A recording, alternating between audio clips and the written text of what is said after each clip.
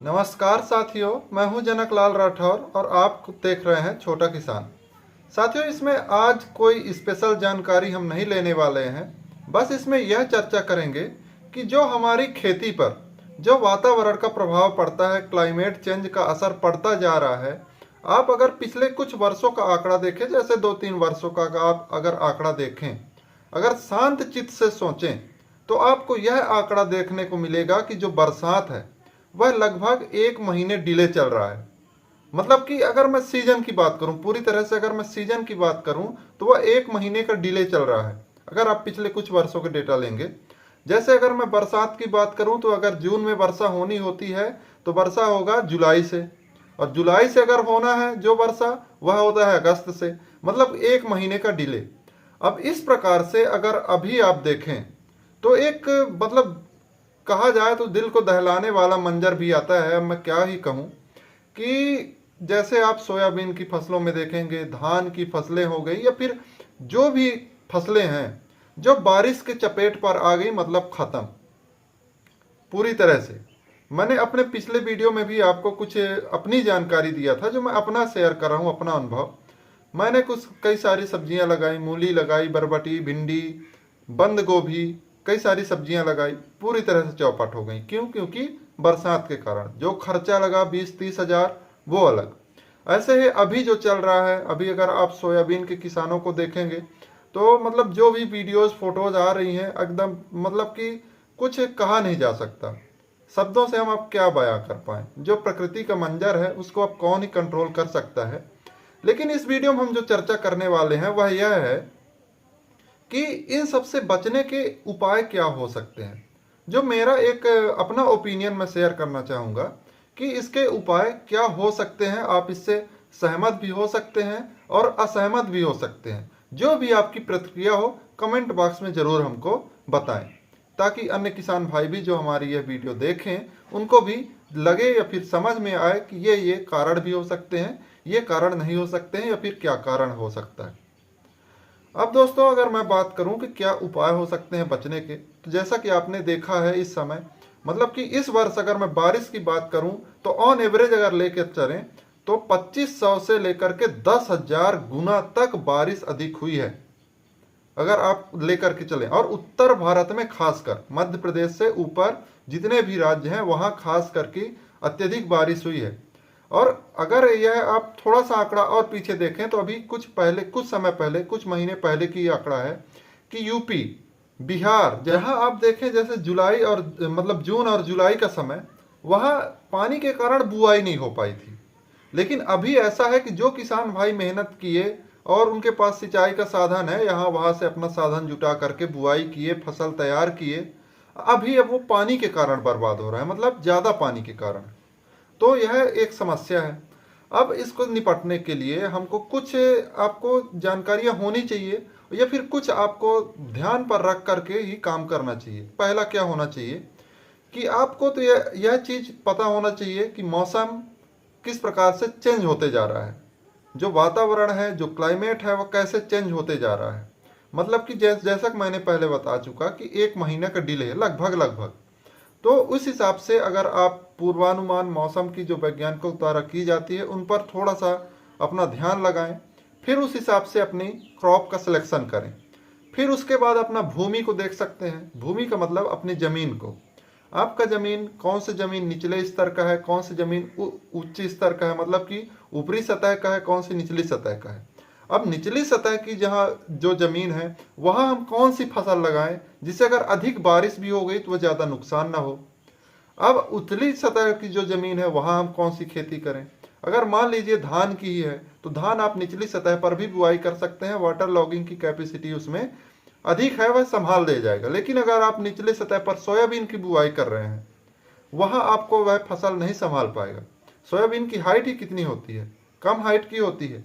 अब जहाँ उतली सतह है वहाँ भी अगर पानी भरने की समस्या है तो वहाँ आपको कौन सी किस्म लें, वह किस्म लें। मान लीजिए मैं एक उदाहरण के लिए सोयाबीन, तो सोयाबीन की ऐसी किस्मों का आप सिलेक्शन करिए जो टॉप पर फलियां देती हों अधिक संख्या में। कुछ किस्में हैं जो नीचे से फलियां देना चालू करती हैं, कुछ किस्में हैं जो टॉप पर फलियां देती हैं लेकिन गुच्छेदार फलियां देती हैं, जिससे उत्पादन भी बराबर मिलता है। तो ऐसी कंडीशन पर आपको यह अनुमान लगा करके बुआई करना है। दूसरा, हम बात करेंगे भिन्नता की, मतलब फसल को आप एक तरह से, जैसे मान लीजिए आपका 1 एकड़ का खेत है, 1 एकड़ को हम 4 भाग में डिवाइड किए, 25-25 डिसमिल का 4 भाग हुआ। उसके बाद आप 4 भाग में 4 प्रकार की फसलें लगाएं। कुछ अपनी दूसरी फसल लें, जैसे सोयाबीन हो गया, कुछ में मक्का लगा दिए, कुछ में धान लगा दिए। ऐसे करके लगभग 4 फसलें आप एक सीजन पर लीजिए। मतलब आपका जितना भी खेत है इतना आप ले सकते हैं, लगभग 4-5 फसलें आप लगाइए। इसके बाद अगर मान लीजिए कोई भी अनहोनी हुई वातावरण के, प्रकृति के हिसाब से कोई ना कोई फसल बचेगा, प्रॉफिट दे करके जाएगा।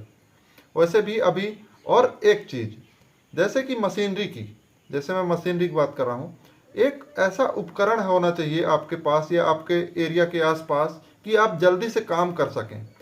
कई सारे किसान भाई, ये देखा जाता है और यह महसूस मैं भी करता हूँ, मेरे यहाँ भी होता है, कई सारे काम खुद ही करने को सोचते हैं। मतलब कि अगर मान लीजिए कोई 1 घंटे का काम है और मशीन के द्वारा वह 5 मिनट में हो जाना है, मशीनरी का उपयोग करेंगे 5 मिनट में खत्म हो जाएगा।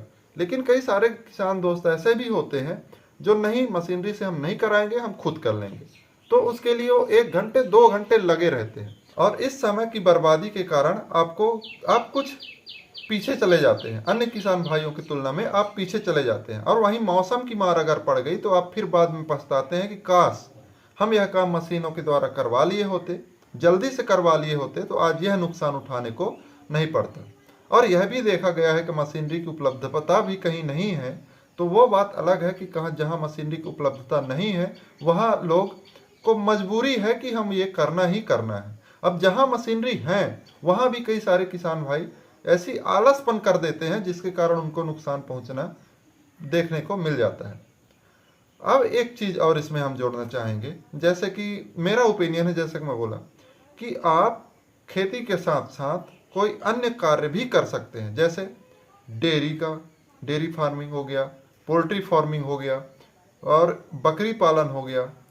और आप छोटे से तालाब एक छोटा करवा सकते हैं, उसमें जैसे फिश फार्मिंग कर सकते हैं। जैसे आपको मेरे पिछले वीडियो में मैंने एक चर्चा आपसे किया था, मैंने एक छोटा सा फिश तालाब खुदवाया तो उसमें फिश फार्मिंग के लिए।